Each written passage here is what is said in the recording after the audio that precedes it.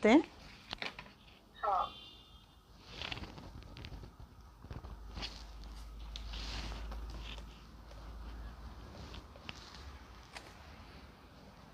श्री गणेशाय नमः.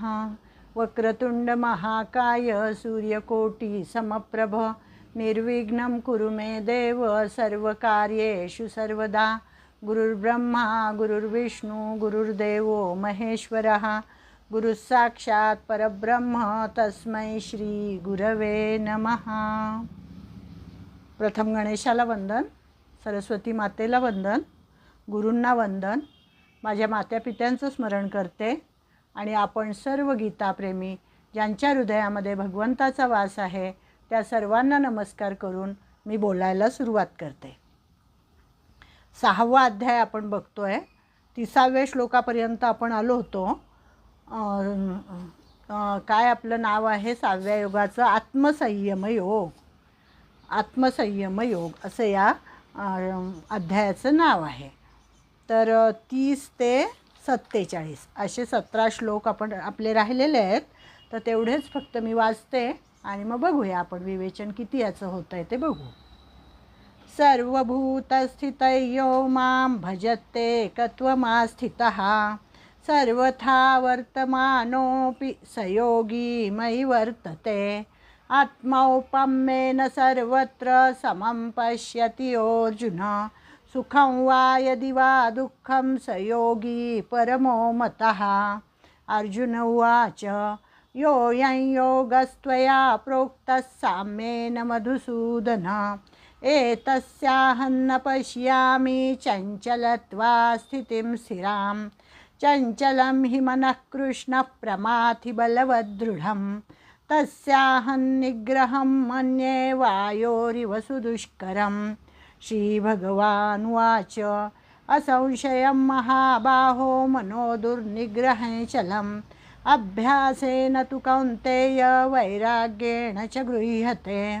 असंयतात्मना योगो दुष्प्राप इति मे मतिः वश्यात्मना तु यतता शक्यो वाप्तुमुपायतः. अर्जुन उवाच अयति श्रद्धयोपेतो योगाच्चलितमानसः अप्राप्य योगसंसिद्धिं काङ्गतिं कृष्ण गच्छति. कच्चिन्नो भयविभ्रष्टच्छिन्नाभ्रमिव नश्यति अप्रतिष्ठो महाबाहो विमूढो ब्रह्मणः पथि.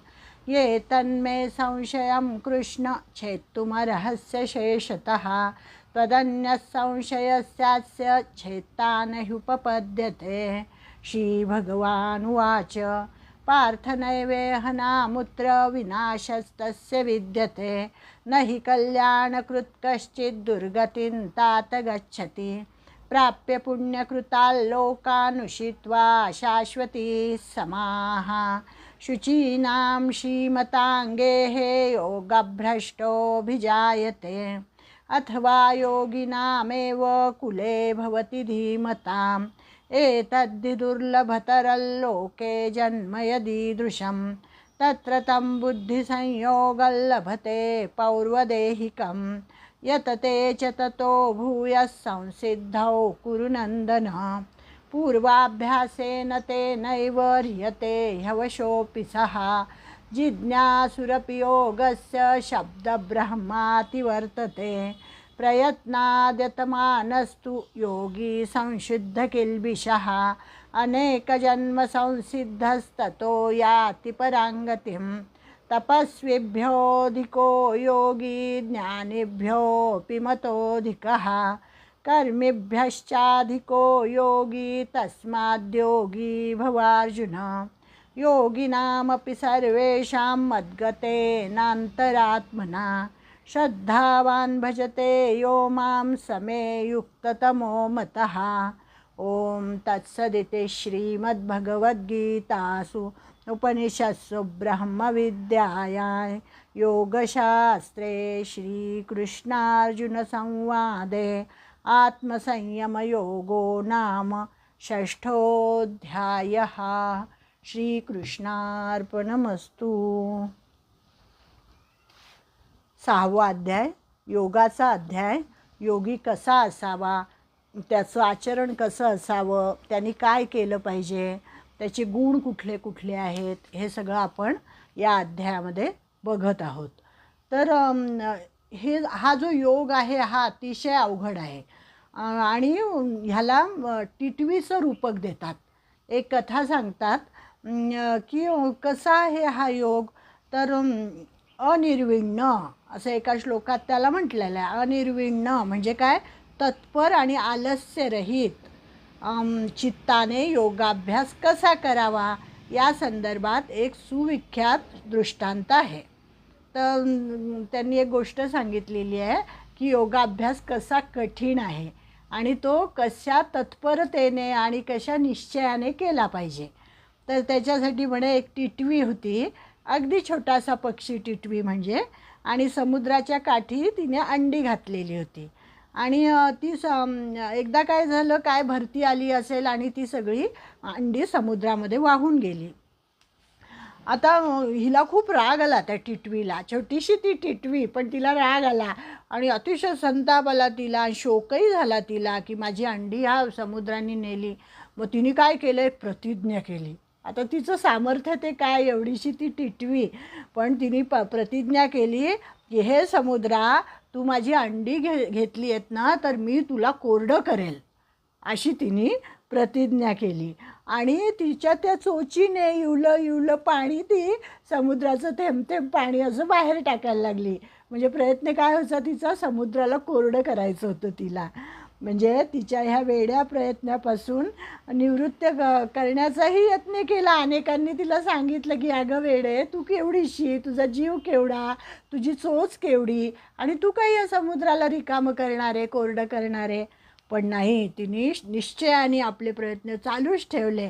आणि एक दिवशी काय झालं, तिला भगवंत प्रसन्न झाले आणि भगवंतांनी गरुडाला पाठवलं. आता टिटवी म्हणजे छोटा पक्षी आणि त्यांच्यातला मोठा महाराज म्हणजे गरुड. त्या गरुड महाराजांना पाठवलं आणि मग गरुडाचं सामर्थ्य समुद्राला माहितीच होतं. त्यामुळे समुद्राला भीती वाटली आणि त्या समुद्राने टिटवीची अंडी परत दिली. म्हणजे इतकी सुंदर गोष्ट ही, रूपकात्मक गोष्ट आहे की टिटवी म्हणजे काय की अनिर्विण्ण चित्ताने अभ्यास करणारा योगी. योग्याचं चित्त कसं असावं, तो त्या टिटवीसारखं असावं की निश्चयाने मी हा योग करणार म्हणजे करणारच, परमेश्वराची प्राप्ती मला करून घ्यायचीच आहे. आणि माया आणि अविद्या हा म्हणजे सागर आहे, आणि त्या सागराने अंडे म्हणजे काय, आत्मज्ञान आहे. ते आत्मज्ञान आपलं म्हणजे आपलं म्हणजे योग्याचं त्या समुद्राने गिळंकृत केलेलं आहे. आणि ते आत्मज्ञान मिळवण्यासाठी म्हणून हा योगी प्रयत्न करतो आहे. आणि समुद्राचा एक एक थेंब हटविणे म्हणजे एक एक वृत्ती निवृत्त करणे होय. योगश्चित्त वृत्तीनिरोधः असं योगाची व्याख्या सांगितलेलीच आहे. म्हणजे प्रत्येक वृत्तीचं निरोध करणं म्हणजे योगाची प्राप्ती करून घेणं. तर असा हा टिटवीचा दृष्टांत सांगितला जातो योगासाठी. आणि हा अष्टांग योग मार्ग आहे. म्हणजे याच्यामध्ये काय काय येतं, 8 गोष्टी याच्यामध्ये येतात. यम, नियम, आसन, प्राणायाम, प्रत्याहार, या 5 पायऱ्या आहेत अष्टांग योगाच्या. याला अंतरंग साधन म्हणतात. आणि बहिरंग साधन म्हणजे काय की ध्यान, धारणा, ध्यान आणि समाधी, हे बहिरंग साधन आहे. अशा 8 गोष्टी याच्यामध्ये येतात. नाही, यम, नियम, आसन, प्राणायाम, प्रत्याहार या 5 पायऱ्या म्हणजे बहिरंग साधन आहे. आणि या उलट धारणा, ध्यान आणि समाधी हे अंतरंग साधन आहे. अशा 8 गोष्टी याच्यामध्ये येतात. काही प्रॉब्लेम झाला आहे का, नाही ना?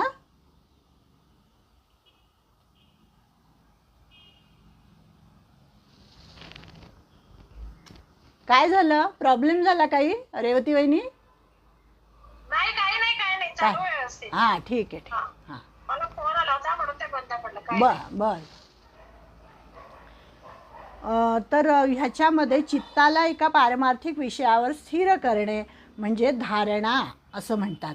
आणि चित्ताला शरीरातील नाडी चक्रांवर स्थिर करता आले की कुंडलिनी जागृत होते. आता ही कुंडलिनी एक शक्ती आहे.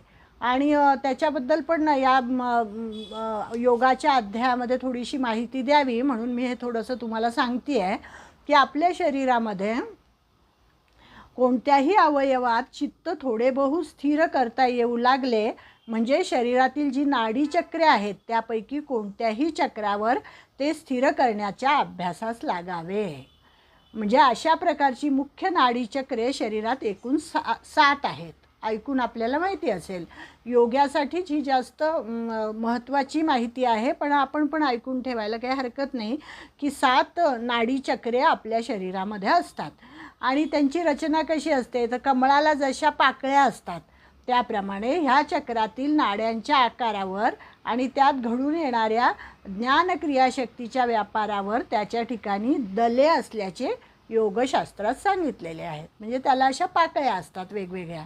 ही नाडीचक्रे सामान्य माणसांना गोचर होत नाहीत. म्हणजे जर आपण वैद्यकीय भाषेमध्ये जर डॉक्टरांना सांगितलं की आमच्या शरीरामध्ये कुठे कुठे आहेत ही चक्र आम्हाला दाखवा तर ती काही दिसणार नाहीत. ती योगशास्त्रामध्ये सांगितलेली आहेत. आणि शास्त्रज्ञांनीसुद्धा ह्याला मान्यता दिलेली आहे. आणि त्या त्या स्थानावर धारणा केली म्हणजे त्या त्या ठिकाणच्या नाडीचक्रावर ती धारणा होते. आणि मग ती नाडीचक्रे आणि त्यांची स्थाने शास्त्रज्ञांनी ज्याप्रमाणे सांगितलेली आहेत त्याप्रमाणे आपण इथे बघूया. तर 7 चक्र आहेत असं सांगितलं, सप्तचक्र. आता पहिलं आहे मूलाधार चक्र. हे चक्र आपल्या माकड हाडापाशी असतं आणि त्याला 4 पाकळ्या असतात. ह्या चक्राची गणपती ही अधिष्ठात्री देवता आहे. आणि या चक्रामध्ये काय असतं तर या चक्रामध्ये म्हणजे हे चक्र जर उद्दीपित झालं तर ह्याच्यामध्ये अनेक जन्मांचे संस्कार नांदत असतात. आणि ती कुंडलिनी नावाची अत्यंत श्रेष्ठ शक्ती या चक्रामध्ये गुप्त अवस्थेमध्ये राहिलेली असते. आणि मग योगी जेव्हा त्याचा अभ्यास करतो तेव्हा हळूहळू एक एक चक्र जागृत होत जातं आणि मग योग्याला त्याचा अनुभव यायला लागतो असं हे सांगितलेलं आहे. मग योगाभ्यासाने ही शक्ती जागृत झाली म्हणजे तिचा संचार पृष्ठवंशातून म्हणजे आपला जो पाठीचा कणा आहे त्याच्यामधून हळूहळू मेंदूपर्यंत जातं. आणि मेंदू आणि सर्व शरीरभर पसरलेल्या ज्या ज्ञानवाहक आणि क्रियाप्रेरक नाड्या आहेत त्या सगळ्या उत्तेजित होतात. हे मूलाधार चक्र जर जागृत झालं तर. आणि मग योगाच्या ठिकाणी अनेक प्राचीन जन्मातील संस्कार आणि अद्भुत सामर्थ्य प्रगट होतात. म्हणून पहिल्यांदा मूलाधार चक्र जागृत करण्यासाठी म्हणून योगी प्रयत्न करत असतो. मग त्याच्यावरचं चक्र आहे स्वाधिष्ठान चक्र. हे जे चक्र आहे हे जननेंद्रियाच्या खाली असतं. खाली आणि गुदद्वारावर जी शिवण आहे त्या ठिकाणी हे चक्र आहे आणि त्याला 6 दले आहेत. आणि सृष्टी उत्पत्ती जेव्हा झाली तेव्हा रजोगुणात्मक ब्रह्म ही रजोगुणात्मक जो ब्रह्मदेव आहे तो रजोगुणी आहे ना, त्याने सृष्टीची उत्पत्ती केलेली आहे. तर ते ब्रह्म म्हणजे ब्रह्मा विष्णू महेश असं पहिल्यांदा गणपती ही अधिष्ठात्री देवता सांगितली. आता ह्याचा स्वाधिष्ठान चक्राची देवती ब्रह्मदेव देवता ही सांगितलेली आहे. आणि विशिष्ट आसने प्राणायाम आणि धारणा ह्यांच्या योगाने हे चक्र योगाच्या नियंत्रणाखाली आले म्हणजे योगाला अस्खलित ब्रह्मचर्य प्राप्त होते असं ह्या चक्राचं सामर्थ्य आहे. त्याच्या पुढचं चक्र आहे ते मणिपूर चक्र आहे. थोडंसं अवघड आहे हे पण छान आहे म्हणजे माहिती सगळी. मणिपूर चक्र तर हे नाभीजवळ असतं म्हणजे आपली जी बेंबी आहे नाभी आहे त्याच्याजवळ हे चक्र असतं. ह्या चक्राला 10 दले असतात आणि ह्या सत्वगुण असतो. सत्वगुणात्मक जी विष्णू देवता आहे ती या चक्राची अधिष्ठात्री देवता आहे. आणि शरीराचा गुरुत्व मध्य याच ठिकाणी मध्यावर असते ना आपली नाभी. मग या चक्रावर धारणा केल्याने चित्तात सत्वगुण वाढतो आणि अनायासे तो सत्वगुण आपल्या मनामध्ये चित्तामध्ये स्थिर होतो. त्याच्या पुढचं चक्र आहे अनाहत चक्र. हे हृदयापाशी असतं आपल्या. हृदय हे याचं स्थान आहे. हृदयाचे ठोके मनुष्याच्या प्रयत्ना वाचून सहजपणे पडत असतात. आपण काही प्रयत्न करत नाही त्याच्यासाठी. जसा श्वास आपोआप चालतो आपला, त्याच्यासाठी काही आपण प्रयत्न करत नाही. तसंच हृदयाचे ठोके हे सुद्धा अनायासे म्हणजे काहीही सायास न करता चाललेले असतात. म्हणून ह्या चक्राला अनाहत चक्र, कुठलाही आवाज न म्हणजे आपण टाळी वाजवली तर आहत असं म्हणतात, आणि हे अनाहत म्हणजे कुठल्याही आघाताशिवाय हे ठोके पडत असतात. म्हणून याला अनाहत चक्र नाव दिलेलं आहे. ह्या चक्राला 12 दलं आहेत आणि सृष्टी संहार करता तमोगुणात्मक रुद्र ही येथील देवता आहे. म्हणजे पहिल्या चक्राची गणपती गणेश, नंतर ब्रह्मा, नंतर विष्णू आणि नंतर शिव शंकर ही देवता, रुद्र ही देवता आहे या चक्राची. हृदयाचा प्रत्येक ठोका म्हणजे पिंडाच्या मृत्यूरूप संहाराकडे टाकलेले एक एक पाऊलच असते. जसे जसे आपले श्वास जातात तसं तसं आपण पुढे पुढे जात असतो, मृत्यूच्या अधिकाधिक जवळ जात असतो. आणि ह्या चक्रावर धारणा केली असता हृदयाची क्रिया सुधारते असं सांगितलेलं आहे. आणि त्या योगे रुधिराभिसरण चांगले होते आणि सर्व शरीर ताजे, नवीन, टवटवीत आणि निरोगी होते. अनाहत चक्रावर जर ध्यान केलं तर काय होतं ते सांगितलं आहे. आता त्याच्या पुढचं 5वं चक्र जे आहे ते आहे विशुद्ध चक्र. तालू हे याचं विशिष्ट स्थान आहे. ह्याला 16 दले असतात आणि जीवात्मा ही येथील देवता आहे. जीवात्म्याचे वस्तुतः परमात्म्याशी साधर्म्य असूनही अज्ञानामुळे देहच मी आहे. खरं तर परमात्मा आणि जीवात्मा आणि परमात्मा एकच आहे, परंतु या ठिकाणी त्याला असं वाटत असतं की मी म्हणजे देह आहे. आणि ह्या चक्रावर जर धारणा केली तर ही अशुद्धी नाहीशी होते आणि मी सत्य ज्ञानानंद स्वरूप ब्रह्मच आहे ही भावना सुकर होते. विशुद्ध चक्रावर, हे इथे असतं विशुद्ध चक्र, विशुद्ध चक्रावर जर ध्यान केलं तर मी ब्रह्म आहे, मी देह नाही, अशी त्या जीवात्म्याची विशेष शुद्धी होते. विशुद्ध चक्र म्हणून त्याला म्हणतात. त्याच्या पुढचं आहे आज्ञाचक्र. हे जे आपलं ललाट आहे, ललाट म्हणजे कपाळ, या कपाळाच्या इथे आज्ञाचक्र असतं आणि त्याला 2 दले असतात. आणि परमात्मा ही येथील अधिष्ठात्री देवता आहे. म्हणून आपण गंध इथे लावतो, आपण त्या परमात्म्याचं पूजन करत असतो, म्हणून इथे आपण गंध लावत असतो. तर विशुद्ध चक्र स्थित जीवात्मा आणि अज्ञान चक्र स्थित परमात्मा हे ते 2 पक्षी आहेत. इथे 2 पक्षी राहतात असं एका उपनिषदामध्ये सांगितलेलं आहे की ह्या चक्रावर जर धारणा केली तर जीवात्मा परमात्मेच्या आज्ञेत राहतो. म्हणजे सर्वांतर्यामी परमात्मा माझ्या अंतर्यामी आहे, तो मला प्रेरक आहे आणि त्याच्याच आज्ञेने मी हे सर्व व्यापार करत आहे असं अनुसंधान त्या योगाला राहतं. तो जो योगी असतो त्याचं ते ज्ञान जागृत होतं आणि हा जीवात्मा आणि परमात्मा दोन्ही एकच आहे आणि परमात्म्याच्याच आज्ञेमुळे हा जीवात्मा सगळं काही करत आहे असं त्याचं ज्ञान त्या ठिकाणी जागृत होतं आणि स्थिर होतं. त्याच्या पुढचं चक्र आहे सहस्त्रार चक्र. ते इथे असतं आपल्या मूर्धन म्हणजे मस्तक, हे त्याचं स्थान आहे. मस्तकावरील संज्ञान वाहक आणि क्रियाप्रेरक असे 2 कंद अथवा गोलक आहेत आणि ज्यास अनुक्रमे थोरला मेंदू आणि धाकटा मेंदू अशा व्यावहारिक संज्ञा आहेत. मोठा मेंदू आणि लहान मेंदू म्हणतो ना आपण, त्या दोहोंचे मिळून हे सहस्त्रार चक्र आहे. त्याला सहस्त्र म्हणजे अनेक दले आहेत. सहस्त्र म्हणजे 1000 असं नाही, तर अनेक दले आहेत. आणि ही दोन्ही मेंदू ज्या अनेक घड्यांचे बनलेले आहेत त्या घड्या हीच त्यांची दले आहेत. आपल्याला माहिती आहे आपला मेंदू कसा बनलेला असतो, अनेक बारीक बारीक बारीक बारीक त्या वाहिन्या त्याला असतात. तर त्या घड्या हीच त्यांची दले आहेत. आणि चाकाच्या मध्यबिंदूपासून सर्व आरा ज्याप्रमाणे बाहेर निघतात त्या बाहेरच्या बाजूने निघून ज्याप्रमाणे मध्यबिंदूशी संलग्न होतात त्याप्रमाणेच क्रियाप्रेरक नाड्या मेंदूतून निघून बाहेर सर्व शरीरात पसरतात आणि बाहेर पसरलेल्या ज्ञानवाहक नाड्या मेंदूत येतात. म्हणून त्याला सहस्त्रार चक्र असं म्हटलं जातं. श्री गुरूंना शिष्यावर जेव्हा कृपा करावयाची असते तेव्हा ते त्याच्या मस्तकावर हात ठेवतात म्हणजे या सहस्त्रार चक्राला ते उद्दीपित करतात. गुरु शिष्यांची जोडी अशी असते. सत्शिष्य आणि सद्गुरू जेव्हा एकत्र त्यांची भेट होते तेव्हा ते त्यांच्या मस्तकावर हात ठेवतात आणि मग त्यांची कुंडलिनी जागृत होते आणि जे सगळे ज्ञानसंस्कार असतात ते प्रसुप्त अवस्थेत असलेले ज्ञानसंस्कार जागृत होतात आणि मग तो जो आहे शिष्य तो कृतार्थ होऊन जातो. आणि या सहस्त्रार चक्रावरील अधिष्ठात्री देवता ही श्री गुरुदेव आहेत. ह्या सहस्त्रार चक्रावर जर धारणा केली तर महाविदेहा वृत्ती निर्माण होते. म्हणजेच मी देह नाही, मी ब्रह्म आहे अशी त्याची वृत्ती निर्माण होते. असं हे सगळं मला मागच्या वेळेपासूनच सांगायचं होतं. या सगळ्या सप्तचक्र काय आहेत बुवा आपल्या योग्याच्या शरीरात ती असतात, सगळ्यांच्याच शरीरात असतात, पण जे योग करतात त्यांची ती जागृत होतात आणि काय काय त्यांचं कार्य आहे, त्यांच्या देवता कोण आहेत हे मला मागच्या वेळेपासूनच सांगायचं होतं.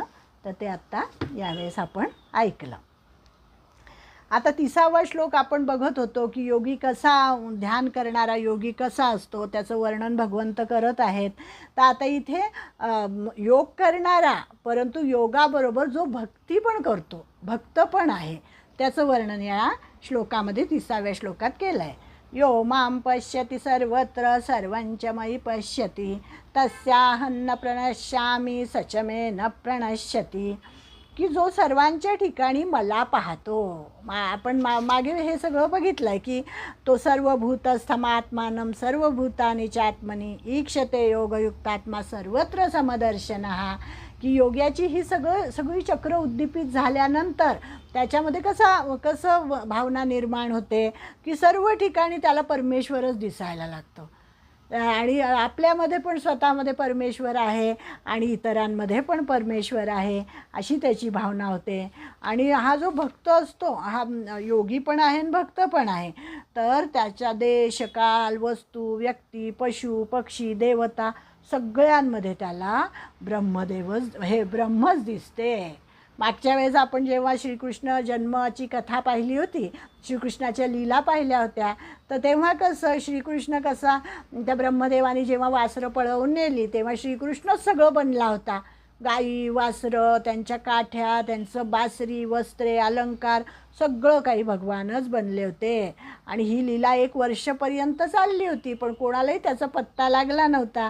ही गोष्ट आपण पाहिली होती. आणि मग जेव्हा बलरामांनी पाहिलं योगदृष्टीने त्यांच्या की हे काय आहे बरं, तेव्हा त्यांच्या असं लक्षात आलं की हा श्रीकृष्णच सगळं काही बनलेला आहे.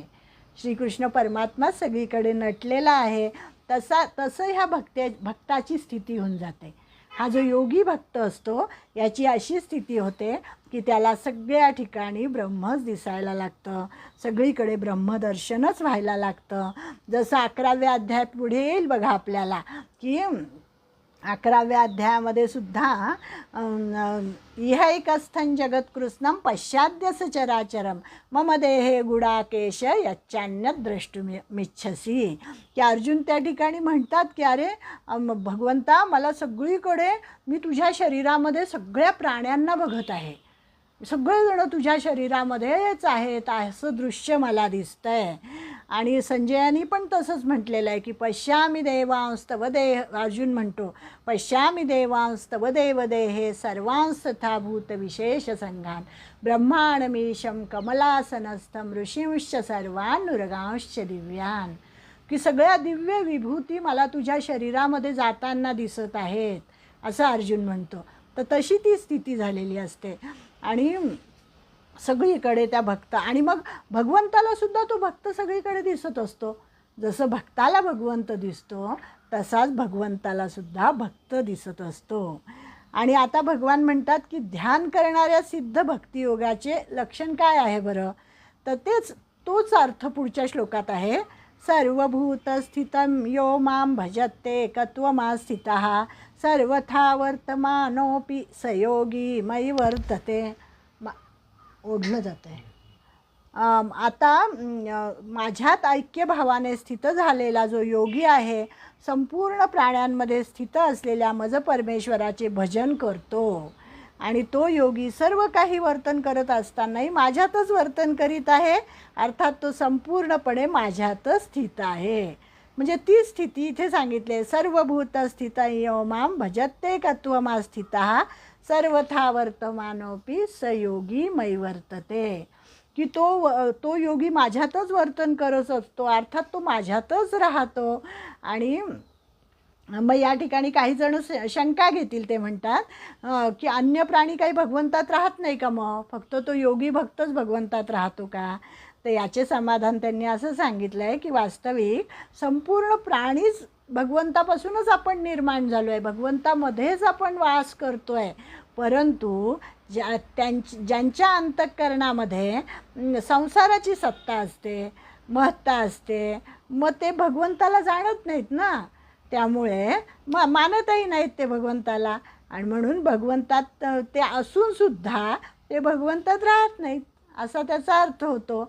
पण जे भगवंताला मानतात, जे भगवंताची पूजा करतात, जे भगवंताला जाणतात, भगवंत म्हणतात मी त्यांच्यामध्ये आहे आणि ते माझ्यामध्ये आहेत. खरं तर सगळेच जण भगवंतामध्ये आहेत, पण जे भगवंताला जाणत नाहीत त्यांच्यासाठी भगवंत म्हणजे कोणी नाहीच आहे. त्यामुळे ते भगवंत त्यांच्यामध्ये राहत नाही, असं इथे विधान केलेलं आहे. पण असं नाही आहे, भगवंत हा सगळ्यांमध्ये स्थित आहे. त्याच्या पुढच्या श्लोकात त्यांनी सांगितलं आहे की आत्मोपम्येन सर्वत्र समं पश्यति अर्जुन सुखं वा यदि वा दुःखं स योगी परमो मतः. की हे अर्जुना, आपल्या शरीराप्रमाणे हा जो ध्यानयुक्त, आता पहिल्यांदा भक्ताची स्थिती सांगितली, आता ज्याला ब्रह्मज्ञान झालेलं आहे असा योगी, ध्यान करणारा योगी, तो कसं बघतो की आपल्या शरीराप्रमाणे सर्व ठिकाणी त्याला परमात्माच दिसतो, समता दिसते सगळीकडे, आणि सुखाला आणि दुःखालाही तो समान पाहतो. तो परमश्रेष्ठ योगी मानला जातो. सगळीकडे वर्ण, आश्रम, देश, वेश, संप्रदाय इत्यादीचा तो काहीच भेद पाहत नाही. समान रीतीने सगळ्यांना सुख पोचवण्याचा तो प्रयत्न करत असतो, असं त्यांनी सांगितलं आहे. जसं एखाद्याच्या हाताला जखम झाली, म्हणजे तो कसं समजतो, आपल्या हाताला किंवा आपलं जे शरीर आहे, आपल्या सगळ्या अवयवांना आपण आपलं मानतो. आपल्या जर एखाद्या हाताला एका हाताला जर जखम झाली तर दुसऱ्या हाताने आपण त्याला असं कुरवाळतो, असं त्याला सांभाळतो, आपलाच हात आपण सांभाळतो. तर तसं हा जो मनुष्य आहे, हा जो योगी आहे, तो इतरांना जर काही दुःख झालं तर आपल्या अवयवाप्रमाणेच त्यांची काळजी घेतो, की जणू काही माझ्याच अवयवाला काहीतरी दुखापत झाली आहे आणि ते दुःख त्याच्या अंतःकरणाला होत असतं, आणि म्हणून तो तसं वर्तन करत असतो. जसं तुकाराम महाराजांचं नेहमी उदाहरण देतात की तुकाराम महाराज असे बाहेर पडायचे, आता उरलो उपकारा पुरता, आणि सगळ्यांना इतकी मदत करायचे. कोणाला काही जखम झाली, कोणाला काही मदत हवी असेल तर लगेच ते तत्पर असायचे, आणि त्यांच्या अंतराला यातना व्हायच्या. त्या समोरच्याला जर काही दुःख झालं तर त्यांच्या अंतरामध्ये यातना व्हायच्या की जणू काही माझ्याच हाताला लागलं आहे, जणू काही माझ्याच पायाला लागलं आहे, अशा पद्धतीने त्यांना ते दुःख व्हायचं आणि ते दुसऱ्याचं ते दुःख दूर करायचा प्रयत्न करायचे. असा हा योगी असतो. मग हे सगळं आता सांगितलं, समता सांगितली, सांख्ययोगी कसा असतो, भक्त कसा असतो, जो योगाद्वारे जो भगवंताला प्राप्त करून घेतो तो ध्यानयोगी कसा असतो, हे सगळं सांगितलं. ते सांगितल्यानंतर अर्जुन प्रश्न विचारतो. अर्जुन भगवंताला विचारतोय की भगवंता, तू हे सांगितलं हे बरोबर आहे की योगी असा आहे, योगी तसा आहे, पण अर्जुन उवाच योऽयं योगस्त्वया प्रोक्तः साम्येन मधुसूदन एतस्याहं न पश्यामि चञ्चलत्वा स्थितिं स्थिरां चञ्चलं हि मनः कृष्ण प्रमाथि बलवदृढं तस्याहं निग्रहं मन्ये वायोरिव सुदुष्करं. की अर्जुन हा आपलं प्रतिनिधित्व करणारा आहे मानवाचं, त्यामुळे तो म्हणतो की अरे मन किती चंचल आहे देवा, मन चंचल आहे, प्रमाथी आहे, जिद्दी आहे, बलवान आहे, आणि त्याचा निग्रह करणं किती अवघड आहे. त्याचा निग्रह करणं म्हणजे वायोरिव सुदुष्करम, वाऱ्यासारखं कठीण आहे. वारा कसा जोरात वाहत राहतो, त्याला अडवणं किती अवघड असतं, तसं आहे. आणि कसं आम्ही या चंचल मनाला आवरायचं, असं हे चंचल मन आहे. आणि भगवंत हे सगळं मान्य करतात. भगवंत म्हणतात की बरोबर आहे, मनाची चंचलता आहे, मानव आहात तुम्ही, तर मनाची चंचलता ही असणारच आहे. तर त्याच्यावर उपाय भगवंतांनी पुढच्या श्लोकामध्ये सांगितलेला आहे. श्री भगवान वाच असंशयं महाबाहो मनोदुर्निग्रहं चलम् अभ्यासेन तु कौन्तेय वैराग्येण च गृह्यते. श्री भगवान म्हणतात की हे महाबाहो, आता या ठिकाणी गीतेमध्ये भगवंतांनी जे जे अर्जुनाला जे जे नावं घेतलेली आहे, जे जे संबोधन दिलेलं आहे, ते इतकं विशिष्ट उद्देशाने आणि अगदी त्या ठिकाणी चपखल बसेल असं. आता इथे महाबाहो का म्हटलं आहे, तर योग प्राप्त करणं हे काही सोपं काम नाही आहे. आतापर्यंत आपण इतके श्लोक बघितले की योग किती कठीण आहे, म्हणून त्याला महाबाहो की शूरवीर आहे जसा युद्धामध्ये तुला युद्ध जिंकण्यासाठी कसं शूरवीरत्व पत्करावं लागतं, तसं या योगामध्ये तुला अतिशय निश्चय दाखवला पाहिजे, इथे अभ्यास केला पाहिजे, धैर्यपूर्वक शूरवीरता ठेवली पाहिजे, आणि म्हणून त्याला महाबाहो हे संबोधन दिलेलं आहे. आणि पुढे कौंतेय म्हटलेलं आहे. पुढे पाणीच नाही घेतलं. पुढे कौंतेय